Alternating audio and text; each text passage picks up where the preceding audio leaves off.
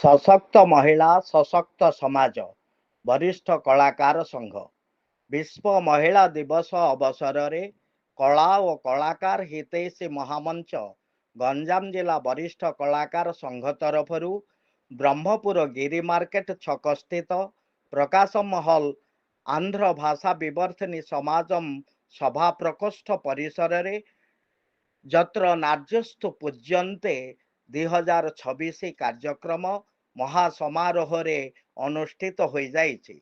संघ सभापति सीमांत नटराज डाक्टर तिरुपति साहूଙ୍କ अध्यक्षतार अनुष्ठित ଏହି उत्सवକୁ जिला संस्कृति अधिकारी अदिति आचार्य आनुष्ठानिक उद्घाटन सह कलाकार माने समाज संस्कारक हेतु सेमानक सर्वांगीन उन्नति निमंते समाज तरफरु प्रयास कराजिबा आवश्यक बोली उपस्थित कलाकार मानकु उद्बोधन देइथिले। मुख्य वक्ता भावे वरिष्ठ सारस्वत साधक डॉक्टर विधु प्रभा रथ एवं सम्मानित अतिथि भावे वरिष्ठ शिक्षाविद मृत्युंजय त्रिपाठी जोगदे महिला माने सशक्त हेले समाज सशक्त हेब और प्रगतिर शीर्ष रे पहुंची पारिबो बोली निज निज वक्तव्य उपस्थापन करथिले। कार्यकारी सभापति दुर्गा प्रसाद आचार्य संयोजना करथिले। एही अवसर रे शंकरषण सावत बलदेव साहू एवं गीता स्वाई तत्वावधान रे संघर केतेक प्रतिभादीप्त महिला कलाकार मानपत्र और उपढौकन प्रदान सह संबर्धित करा जायथिला।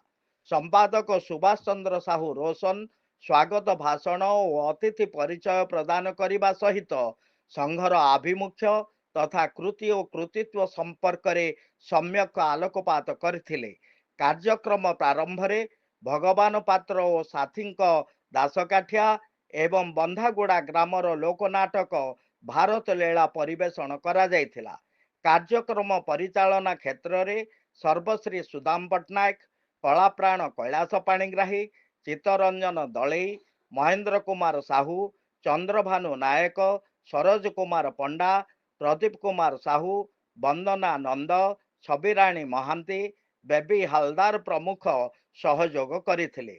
परिशेष रे अशोक पात्र आनुष्ठानिक धन्यवाद अर्पण करथिले। मंच ज्योति न्यूज तरफरु सुभाष चंद्र साहू रोशन रिपोर्ट।